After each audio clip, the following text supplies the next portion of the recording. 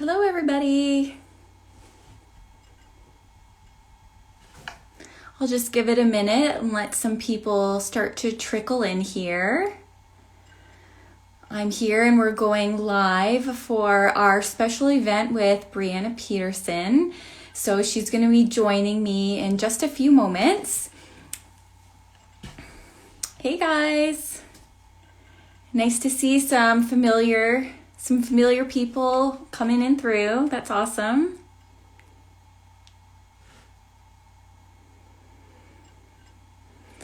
So I know it's kind of a chilly day today. Oh, hey Jacqueline. So glad that you could come and join. I'm just giving it a minute while we have a few people jump on. I was just saying it was sunny today, but a little bit chilly. So it was one of those days that I would definitely be looking forward to the garden season ahead. I don't know if anybody else feels the same.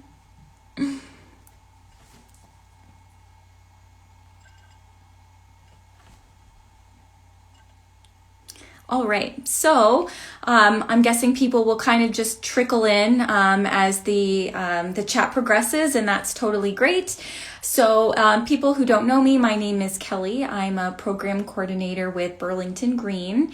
And today we're going to be chatting about gardening and growing food, and we're going to be sharing some info about an excellent and awesome free vegetable seed giveaway that's happening in Burlington that was organized by a local resident, Briana Peterson. So she's going to be joining us in just a moment. Now, before we get things started, I wanted to do a land acknowledgement. And this land acknowledgement relates to where we are and where we do our work in Burlington, Ontario. So if you're by chance joining us from somewhere else, we encourage you to do your own land acknowledgement relative to where you are. So Burlington, as we know it today, is rich in history and modern traditions of many First Nations and the Métis. From the Anishinaabe to the Haudenosaunee and the Métis, our lands spanning from Lake Ontario to the Niagara Escarpment are steeped in Indigenous history. The territory is mutually covered by the Dish with One Spoon Wampum Belt Covenant, an agreement between the Iroquois Confederacy and the Ojibwe and other allied nations to peaceably share and care for the resources around the Great Lakes. We'd like to acknowledge that the land on which we gather is part of the treaty lands and territory of the Mississaugas of the Credit.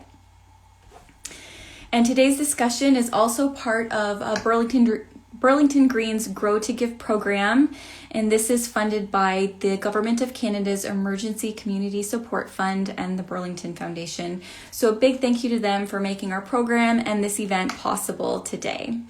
So I'm super excited to have Briana Peterson joining us. Today's not only about sharing tips about gardening and growing food, but it's about inspiring others and showcasing great local stories from our community, like what Briana is doing with her seed giveaway. So I am going to go ahead and bring Briana on. So just bear with me a moment while I get this little technological piece. And she should be joining in just a moment.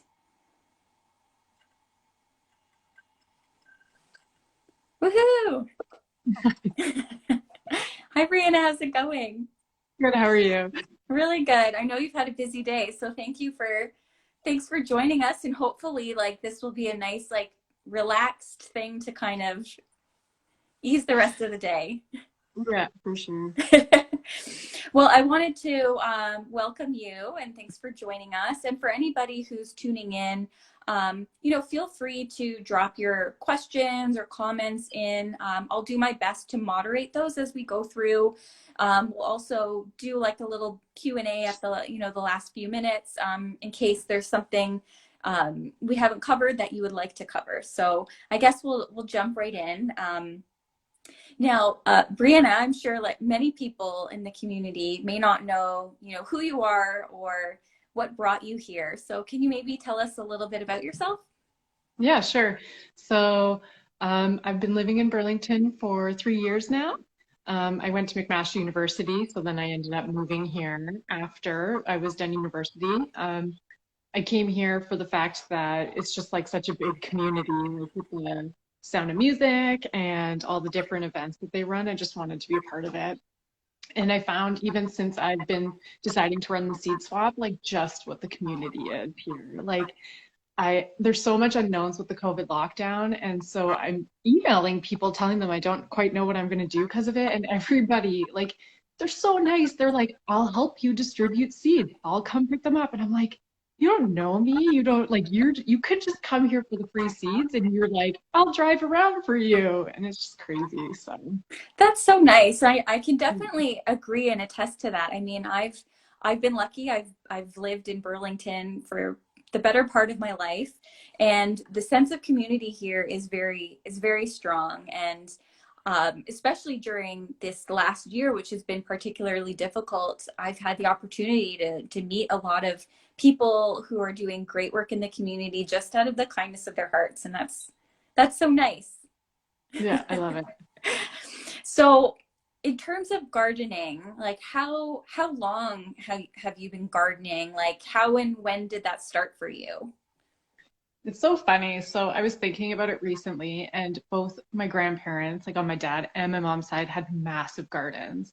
And like I remember at my mom's grandparents' house, like picking all the worms out and collecting them in a bag and being told I have to put them all back because obviously they're great for the soil. And at my dad's grandparents' house, I would always eat the peas. 'Cause fresh peas out of the garden are the best. And I remember just getting yelled at all the time for eating their peas on them. And then we started growing tomatoes at my house. So I'm from Thunder Bay. So at my parents' house in Thunder Bay, they would grow tomatoes, and I wanted nothing to do with it, like just not interested at all. And then about 5 years ago, I don't even know what happened. I think I was just getting really interested in like eating better, and so I decided to start gardening, and it kind of took off from there, and it just kind of became a massive obsession for me. So we started with one raised bed, and then we ended up building two. And then we moved here, and then we have a bigger yard now where we are in Burlington. And I pretty much converted the whole backyard to a garden now. Wow. So you went from like despising tomatoes to like having like a full backyard of gardening. Yeah, yeah. And now I can't get enough of tomatoes, like total opposite. Oh, that's so funny. Now, can you tell me a little bit maybe about that backyard modification? Is it like, have you removed your grass? Like, or is your backyard pretty much a big vegetable garden? Yeah, so I would say that we have a little bit of grass left, like just enough to walk to the back gate to go out the back gate because we live on the hydro line, so we have access to all that green space. So now we have just a line of lawn to do that. And so I built a garden underneath our tree that's going to be all for our flowers because I really like growing flowers too.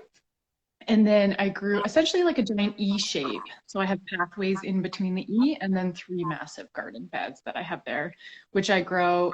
Sorry, I'm shaking a lot. Which I grow vegetables, but I also grow flowers because I watched this YouTube channel called You Can't Eat the Grass, and she has a cut flower garden. And so I've now really gotten into trying to grow flowers for vases. So I kind of mix them both Hmm. up. Oh, that's really cool. Mhm. Would you say that it evolved over time a little bit? Like, was it like one big massive overhaul, then you just were like, I'm going for this? Or did you kind of, build it up over the years? Yeah, so the first year we moved here, we didn't do anything in the backyard. We have a deck and we didn't have stairs down to it, so it was just hard to access our backyard. It was when we first moved here, it was kind of gross. It was like just trying to get used to the land and like what we wanted to do with the space. And then the second year, we only built just one, I think it was like 4 feet by 12 feet or something. We built one. And then last year, we did a huge overhaul and dug out a ton of soil. And I think we put in like 12 yards of garden soil into our garden. Oh So it my was like, God. yeah, it was a lot of moving, a lot of wheelbarrowing and digging. So we had to dig 12 yards out and then put 12 yards in. And so I would say that if you saw my garden 2 summers ago to last summer, you wouldn't recognize our backyard. Yeah.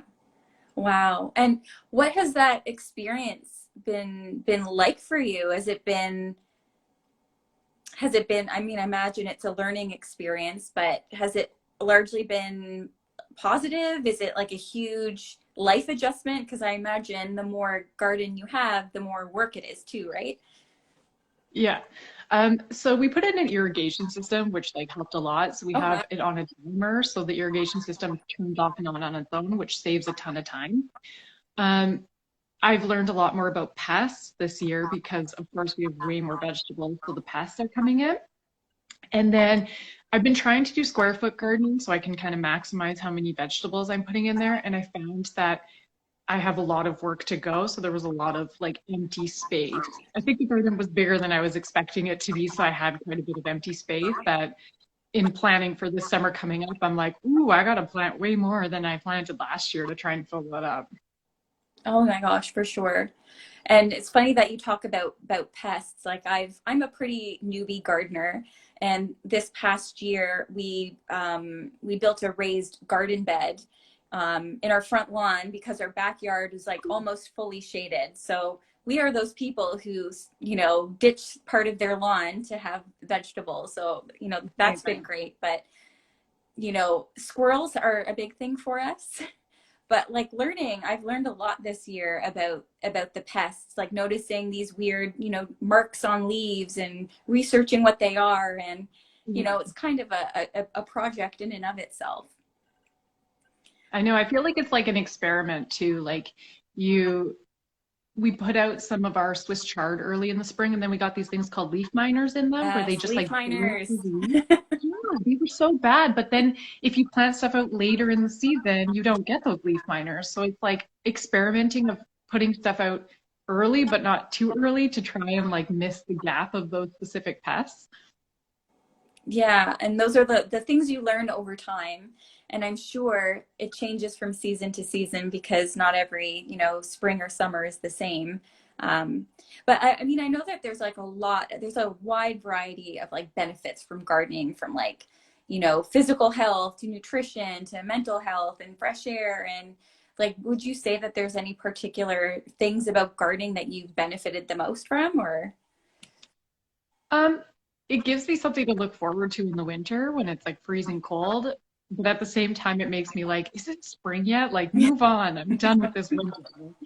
Um, I love being outside. I'm a huge nature person, so for me, any reason to be outside is like my favorite. Um, I love, especially with the shape of our garden, as I can stand at the end of the walkway and I feel like I'm encircled in like a jungle of food.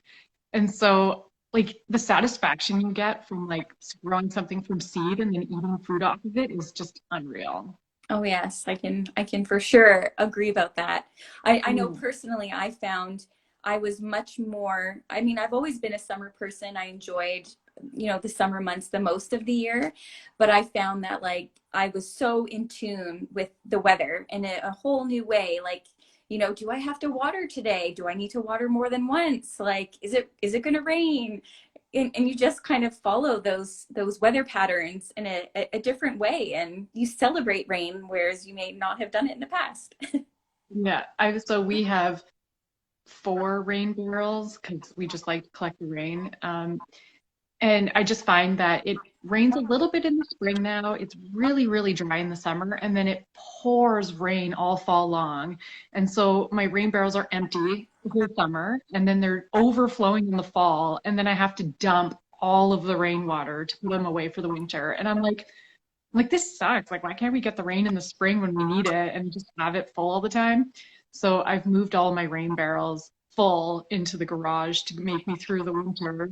So I'm watering my houseplants with the rainwater, but I'm kind of hoping I have enough left over for the spring to start watering my garden with last year's rainwater. That's actually really smart. That is a really great idea. We got Yeah. a rain barrel this year, and I have one, and I quickly learned that one is not enough. It Yeah. goes so quickly. Yeah. Um, so I guess as we're kind of been talking about this, but I mean, gardening in many ways is a bit of a process. Like you learn a little bit each year and you learn lessons and you carry those over and bring them forward. So I'm sure over these last years, you have probably acquired some knowledge or some favorite, tips or something like that. And I'm hoping you can share some of your top gardening tips with everybody. Sure. So I think the first thing to note is that gardening to me is like the biggest experiment there ever was. And so what works for me isn't going to work for everybody else. So these are things that I have found that work for myself. But I know this sounds really lame, but I feel like a little biologist when I garden, where I'm like looking at new things and being like, is this happening because of this? Like, I'm not a biologist and I haven't taken any of it, but like that's part of what gardening to me is, that I get to feel like a scientist where I experiment with a lot of stuff. So I think like one of the first things to learn is that like there's no such thing as failure when it comes to gardening. The worst thing that can happen is your plant dies. But the good news is we have a grocery store pretty well everywhere. So if you fail at something, it doesn't mean you shouldn't try it again next year. Just change what you've done, make notes. Another thing is keeping a garden journal. Mm. So documenting the weather is really good. So that way, when you go back to next year, you know if it's been hot or dry. So a few years ago, our garden did really poor because it was rained too much. And so a lot of our plants got waterlogged. And so it doesn't mean I can't grow those again. It's just maybe that's not the right place for them to go. And I know that because I keep a journal. So, and then another thing that I've learned is if you can get an outdoor thermostat, it's really cool to watch. Hmm. So say the weather network says it's going to be 22 degrees outside, that's not actually the same temperature your garden is experiencing because you live in a very different place than they are monitoring the weather. So if you can keep track of your own weather through a thermostat, you can get a better idea of what works best for your climate, which is very specific to your backyard. A question about that. Does that generally mean, or I mean, from your experience, because it's relative to where you are, and if you've got lots of green around you, it's going to be cooler versus someone who's maybe has more concrete. But did you find the garden was cooler? It's actually warmer. My garden's Warmer, about really? yeah, yeah. I'm actually about Oh. 2 degrees warmer than what the weather tells me it is all the time. And was So I that like add, fairly consistent? yep, 2 degrees almost every single day. Wow. See, I would have Yeah. thought the opposite. I was like, she's going to tell me it's cooler in there. It's going to be great. No, yeah. So it's kind of nice where if they say it's going to frost, there's a chance that it might not frost for me because I run about 2 degrees warmer than wherever they're gauging the weather. Mm. So it's a good idea, like as you get into like September, October, of when to know if you need to cover your plants or not, knowing that you average a different temperature than what they tell you it is. Cool. Yeah, so that's interesting. Another thing that I make sure I do is I keep my garden organized. So I weed, but if you're gonna, I prune a lot of my plants. So I prune my peppers, I prune my tomatoes, where I try and like single stem them and keep the lower branches off of my peppers. And so if I'm gonna be pruning, don't throw your branches or whatnot onto the garden bed because that invites different pests. So make sure that you're always keeping anything that you're pruning being thrown out into your compost bin. So that way you're not inviting more pests than already seem to find your garden because that's the worst. Yes. Yeah. And then keeping on top of pests is a big one. So one of my favorite things to grow are ground cherries. Oh, have you grown them before? I have never heard of them. They're so good. I think they're called Cape gooseberries otherwise. They're my Okay. absolute favorite. So they grow like a tomatillo in like a husk, but they have this like really sweet berry inside of them that you can make jams with. And I love the idea of growing fruit. For me, it just seems like in Canada, like your access to fresh fruit being grown is so much lower than like California or whatever. Hmm. And so I love these ground cherries, but they are a magnet for potato bugs. Potato bugs love them, and they're like the nastiest. Have you ever had a potato bug before? I mean, these are the little ones that roll up in the balls, right? Or they, No, but what they do is as they eat your plant, they poop and then they cover themselves in their own poop so that way they are gross to eat for birds. oh gosh. Yeah, they're really nasty. And so the ground cherries are a massive magnet for the potato bugs. And so every day we have to diligently go out and kill these potato bugs because they mate, drop into the soil, and then they'll do a second generation in the same summer. But if you're on top of it, you don't get that second generation of bugs coming in. And so if we don't take care of them, it'll kill all your plants off. But as long as you maintain it, then you get to grow your ground cherries all the way until September. Totally worth it. super gross, totally worth it. So the ground cherries, because when I think of cherry, I'm thinking of like more of a tree. This is like something low to the ground. Yeah, it's a plant. So when you grow them from seed, they come out as like the most fragile looking seedling you've ever seen in your life. And then I think mine grew to about 2.5 or 3 feet tall, and then they branch really wide. Oh, wow. And they produce like hundreds of cherries on them. Well, ground gooseberries, little berries. They're like these little bright yellow berries. And they're so prolific. You just like handfuls a day I could eat, and I love them. Well, I'm going to look into those because I agree that, that I would love to grow fruit. I tried to do strawberries and hanging baskets this year and they did okay, but like it was a very short go of them. So I'm going to try again this year. And I have cantaloupes on my list to try. I've never been able to get a cantaloupe to work Oh. ever. But I try every single year. I'm going to try. I'm going to try. Yeah, I found with strawberries that do you overwinter yours? Like, did you keep them? Um, no, not really. I mean, they're in my shed right now, so they're kind of Oh, protected a little bit, but I'm not sure what's going to happen. it should work. So they just don't like they're pretty tender, so they like to be covered. So I have mine in a cold frame, and I got berries the first round, and then they did a second generation of berries, but the slugs went crazy for them. So Mm. all my strawberries got eaten by slugs. Can So you tell, like, what exactly is a cold frame? I used an old window, so we happened to get windows replaced. So I asked to keep the windows, and so really all it is a wood structure that's on an angle, and then the window sits like on an angle like this. Oh, And so we okay. have a handle to lift the window up. So when it's closed, it makes it hotter in there because the sun's now going onto the window, and then it's enclosed. And so it just means you can prolong your gardening season earlier or at the end. Oh, nice. Okay. Mhm. And actually, we had a question come in here, and someone asked if we have a small garden, what works best for pests? Or is that Hand, more hand dependent? picking. Hmm? Honestly, I found the best thing for any pest is to hand pick them off. It's the worst, but it's like the best. So we get Japanese beetles in our roses, and we have to. So what we do is we take a chopstick and a cup, and then we put dish soap and water into the cup, and I just use the chopstick and I kind of just pull them into the cup because they drown. Cucumber beetles are the same way. I've never experienced cucumber beetles until this last summer, and it's the same. They fly the worst in the morning, so it's better to try and pull them off in the morning. And again, I just do the chopstick into water. The leaf miners we crush with our fingers or just pull off really bad leaves. And the mosquito bugs again is all with your hands. Yeah, I was gonna say with the miners, I never actually saw the bugs. I just saw like the imprints of them being there. Yeah. And what I had just did was it was the same, it was Swiss chard, and I would like very diligently inspect them and like wipe off their eggs every day. And then they eventually stopped and it was fine.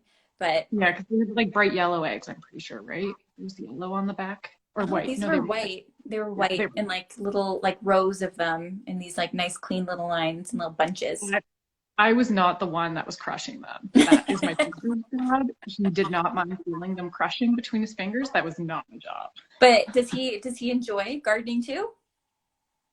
It's definitely my hobby, but he Yeah. does like being out there. And Okay. so his family has grown a garden his whole life. So he's been raised around vegetable gardens, which is like so nice for when we visit them and we can just talk about gardening together. It's just really fun. Oh, that's nice. I'm sure he enjoys the benefits of the vegetables, right? I know my husband is the same. He's not one to go out and do much, but he'll enjoy the fruits of the labor.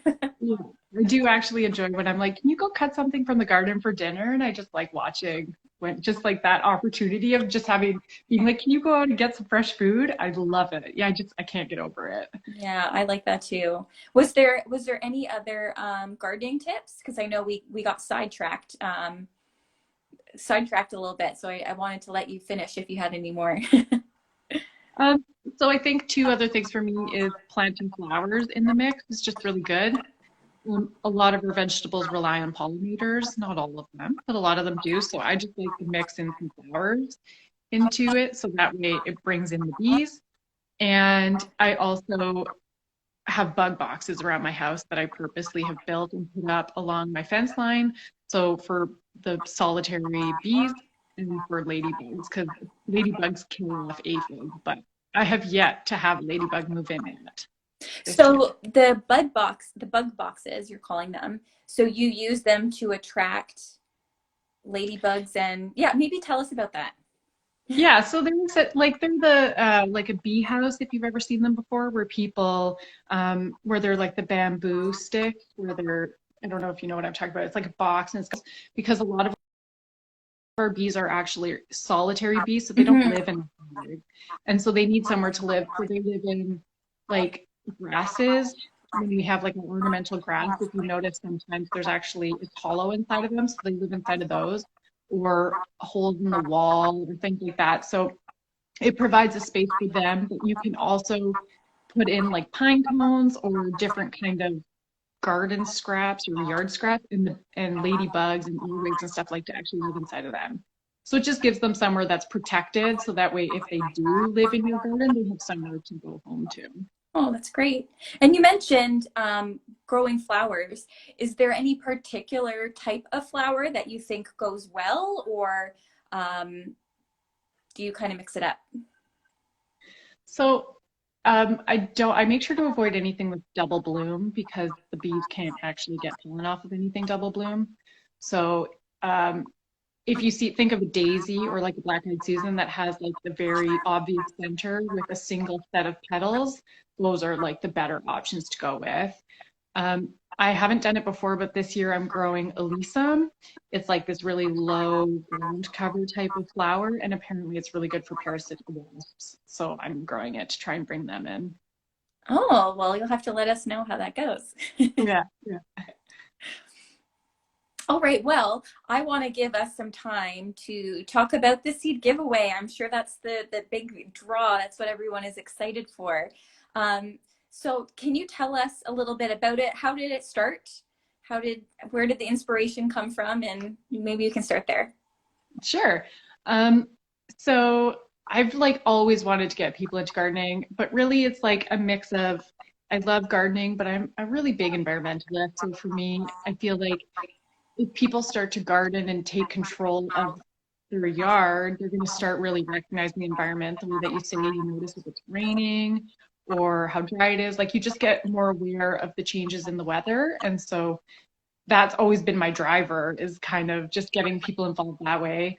And then I wanted to do a seed swap, but of course with COVID, it's just really hard to plan out a big event.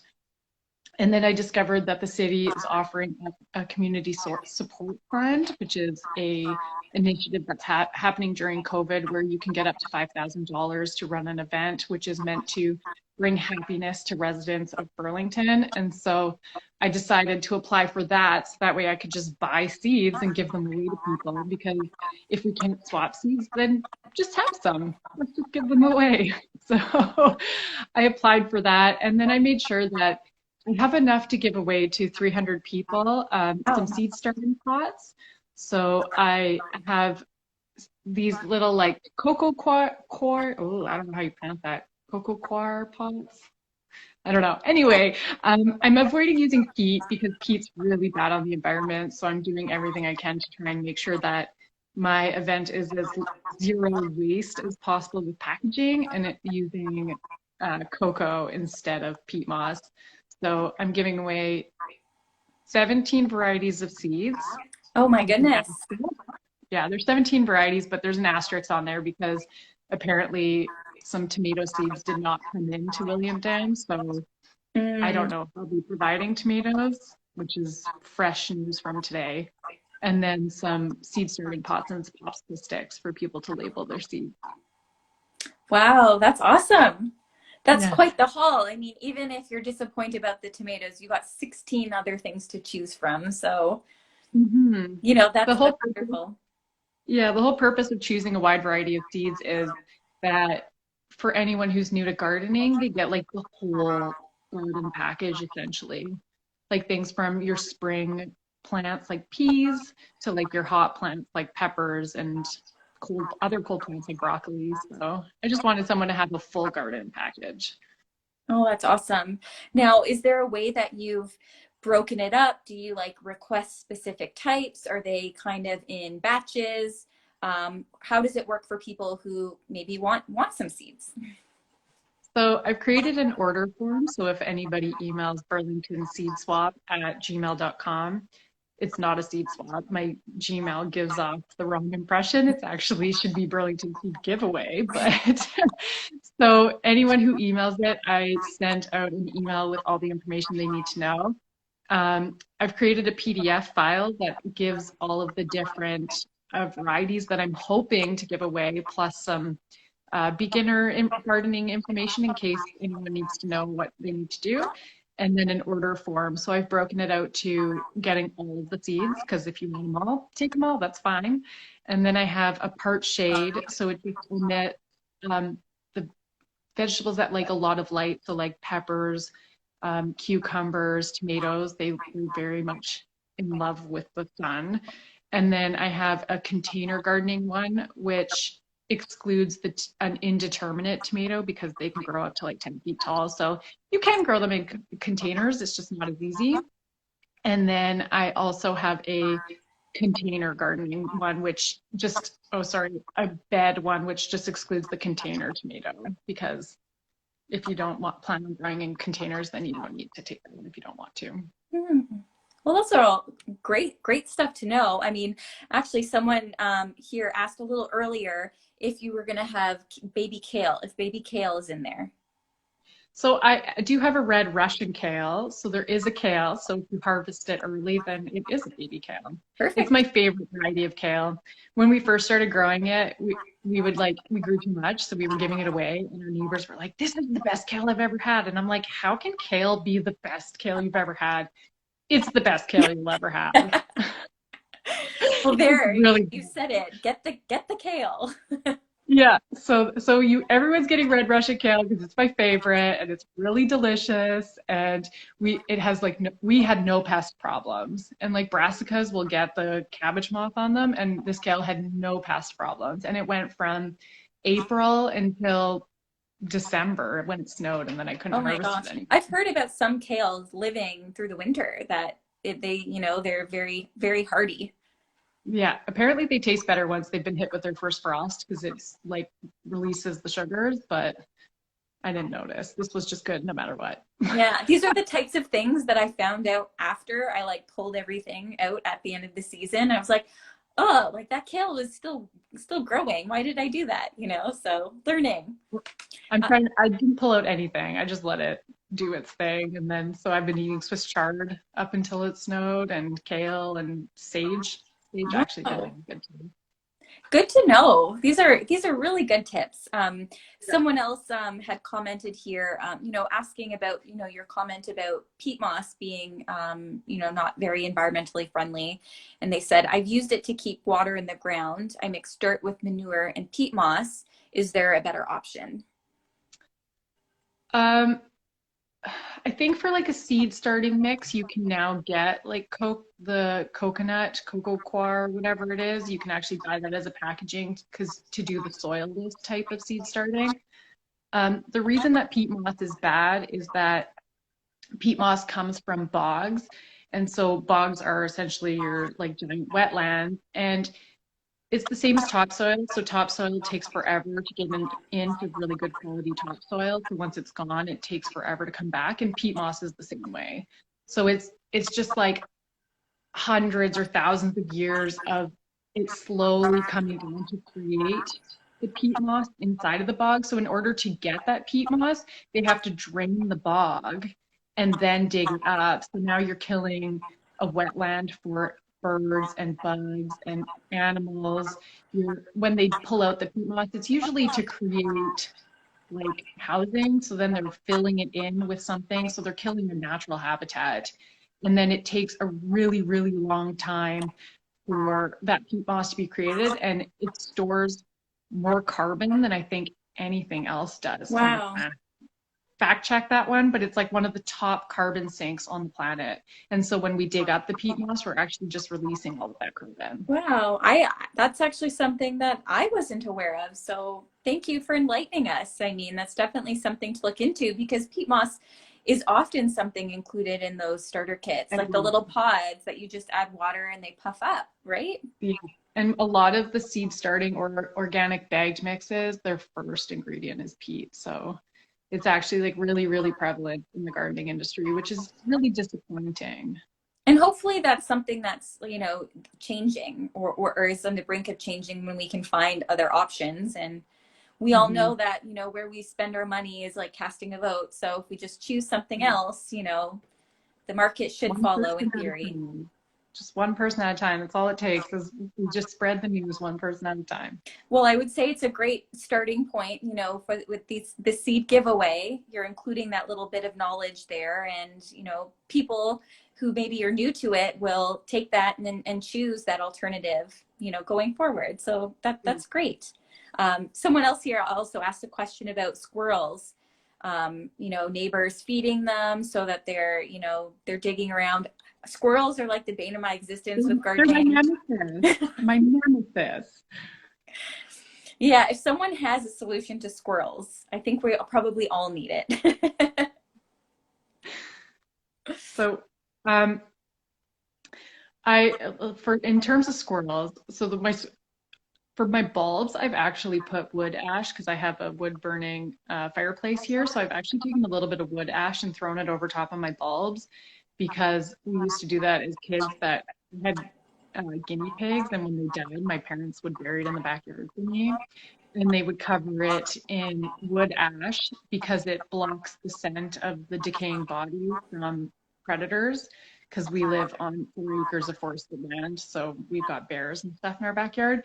And so I was like, I'm going to try that. And so I put a little bit of, like a tiny little bit of wood ash over top of my bulbs before I planted them, and the squirrels didn't even go near them. Like it worked perfectly. And Wow. so, yeah, so I did that with my bulbs. And my sunflowers, those squirrels, we have um, a security camera in our backyard. So every morning I would watch the security camera as the squirrels would go there and they'd rip my sunflowers in half and then just eat a bite of it and then throw it on the ground. And I was like, why would you, like, do you know how much work I put into this? And you just took one bite? Like, I know. I had the same thing happen with some beans, and I tried to kind of cage most of my stuff. But I had a few that I'm like, I'll just try them because I had this extra spot and I didn't want to like have to go through the effort. And sure enough, like they just kind of cut them off. So they didn't eat them. They just chopped them off. I built this contraption. So on my cold frame, in the summertime, I take the window off and I've built like essentially like a pseudo window where I have chicken wire over top of it. So that way it doesn't get too hot in there, but it keeps the squirrels from my strawberries. And then for my peas, I built, I don't know how to describe it. It's like a box, like a cube of chicken wire that goes over top of my peas. And then it has a really tall wall in the back of it of chicken wire. So that way they can't disturb the peas. And then the peas grow through the chicken wire and then start climbing the back of the trellis. So I everything I do is to try and stop squirrels from eating everything. Yeah. So I think we're learning there's no easy solution for squirrels. We just have to be creative. That's pretty much what it is, yeah. Well, I know that you said you've got seedling or seed kits for 300 people. What's the response been like so far from the community? So I think I got so many emails today. So I think I'm about at like 230 people so Oh, far. wow. Yeah. So So I'm everybody almost watching, if you haven't requested them yet, get your request in quick. yes. That's So excellent. yeah, it feels really exciting. And like I said, everybody's so nice. Like everyone's so excited. And I love seeing the excited emails because I'm just as excited as everybody else is. And then I had someone send me pictures of the garden. I am not opposed to getting pictures. I'm happy. If you want to send me pictures of your garden when you email me, go ahead. So everybody's just been so nice. Oh, that's so good. And I know that your seed giveaway is part of like Halton Environmental Network's Garden Week, or it's being, released as part of that. Are you able to tell us a little bit about, the upcoming Garden Week at all? Sure. So Halton Food is doing um, a virtual seed swap, for lack of a better word, because again, with COVID. So what they've done is they've created a week-long event of virtual speakers. So it starts on, I think, February 20th, if that's the Saturday, and it's going to go all week long. And so they have a ton of speakers signed up. So it's just an extra resource to have. So once you get your seeds in your hands, then you can listen to all of these talks and learn some different things. They have their schedule up on, if you go to haltonfood.ca and look up your garden week, you'll get access to all of the speakers and the schedule. And then if you want to register, they have an Eventbrite. So I have a link in my bio that goes to an Inside Halton article on it, and it also has the link to register on Eventbrite. So that's the easiest way if anyone wants to just click through that way. That's awesome. Thank you for sharing that. Yeah. Is there anything else about the seed giveaway that you want to share? Yeah, so I haven't told anybody this yet, but I'm in the works for adding an exclusive raffle for anybody who is signed up for the giveaway. I had someone from Reclaimed Palette Innovations reach out to me and offer up 2 raised beds to give away, which is just so gracious. I just That's like, amazing.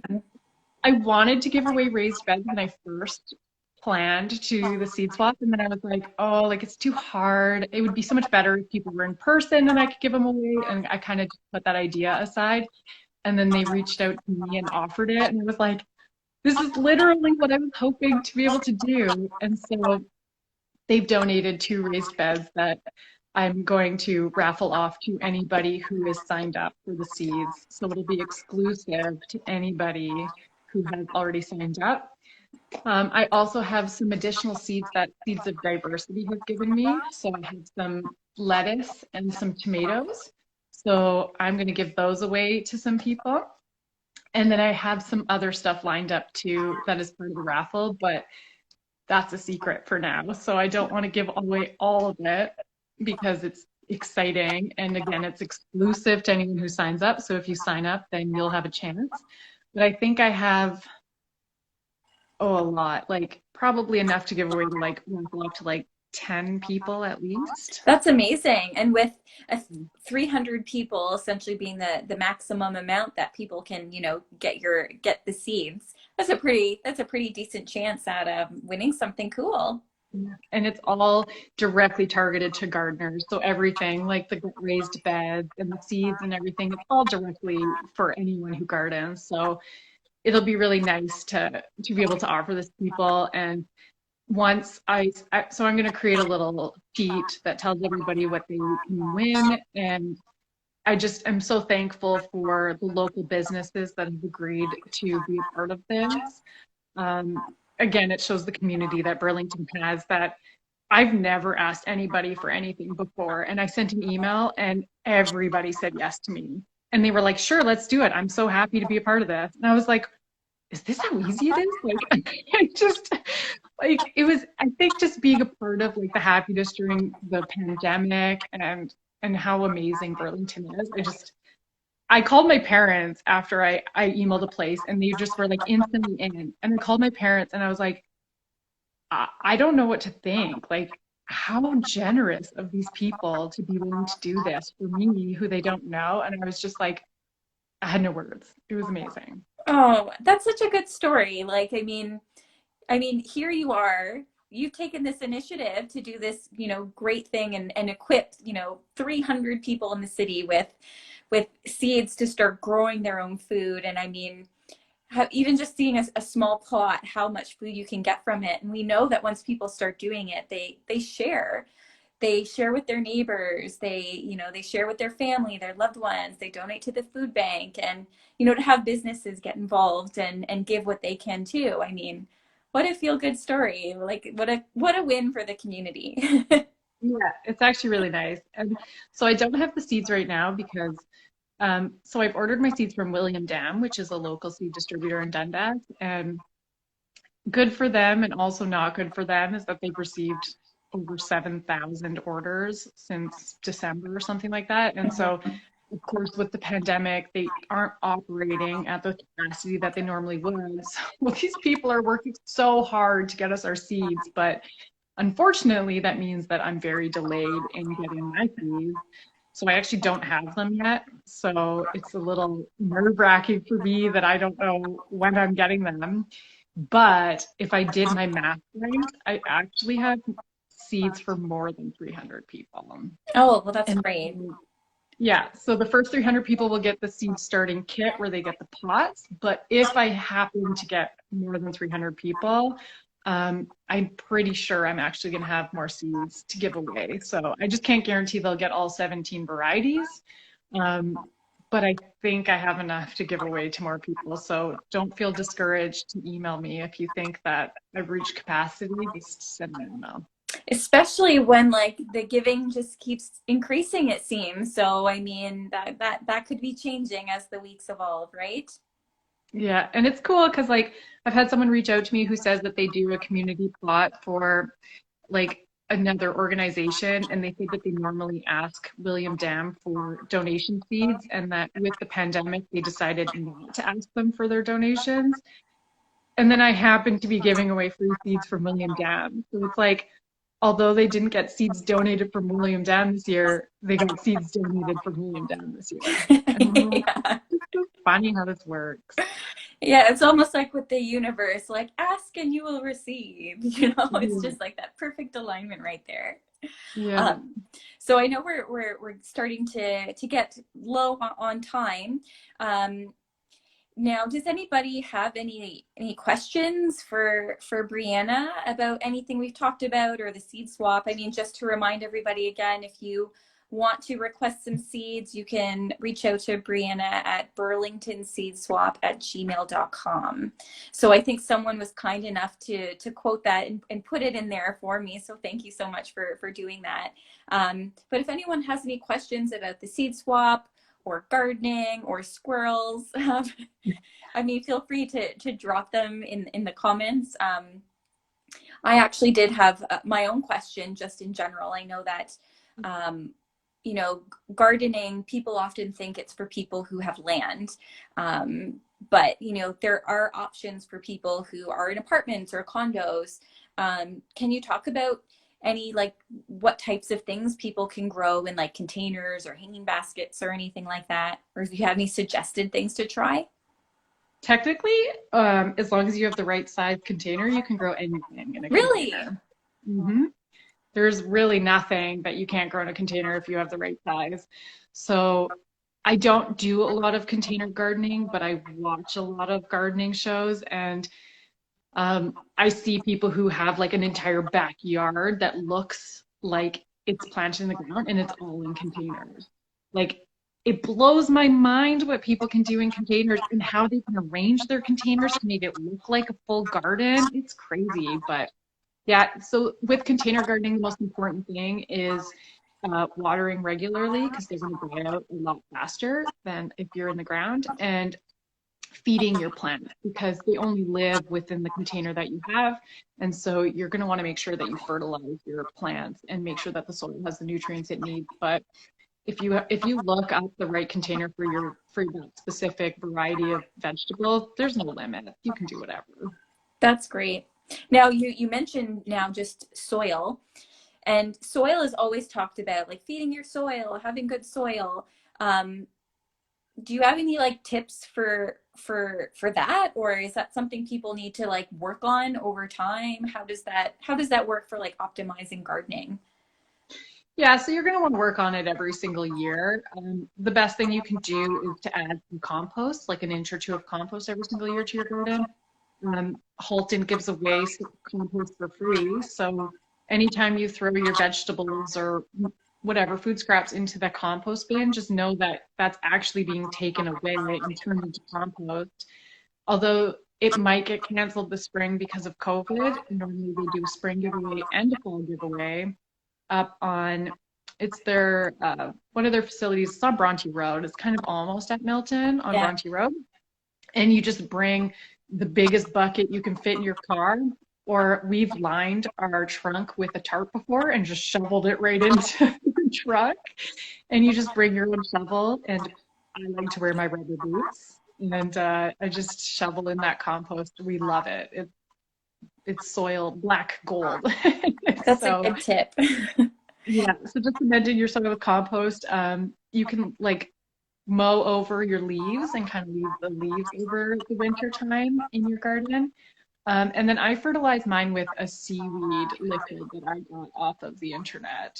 I'm vegan, so I don't fertilize with manure or bone meal or any of that type of stuff. Because of being vegan, I just choose not to use those products.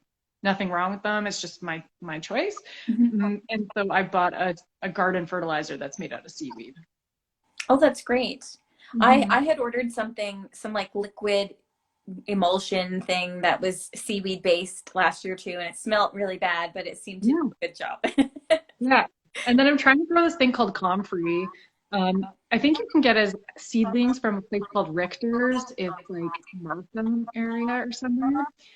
I'm trying to grow it from seed. It's going horribly by the seedlings. And so this comfrey is really good for creating like a fertilizer tea because the root system goes so deep in the ground that it pulls out nutrients that your other plants normally can't have access to. And so there's varieties that you want that don't self-pollinate and spread across like wildfire, or you can put the normal variety into a pot and it'll extract all your nutrients out of there, and you can actually just make a fertilizer tea from that too. So it's all done in your garden. Oh, that's excellent. Do you have some of those tips kind of included in your little package of stuff being sent out? The comfrey, no. No. But the soil, yes. I have the compost is in there. I have links on how to make pots out of newspaper, so you can just fashion your own seed starting pots out of newspaper. Um, some stuff like that. Like the Burlington Library normally has a seed bank. They're not running it this year, I don't think, from COVID, but if you're out of Mhm. seeds, the library can supply you with seeds too, so that type of stuff. That's awesome. And those are probably things most people wouldn't know about. So sharing that information, I'm sure, is always very welcome. Yeah. Well, I think, we've just got a few minutes left, and I really wanted to say thank you, Briana, for coming and sharing all of, your stories with us about gardening, your tips, and for doing this seed giveaway.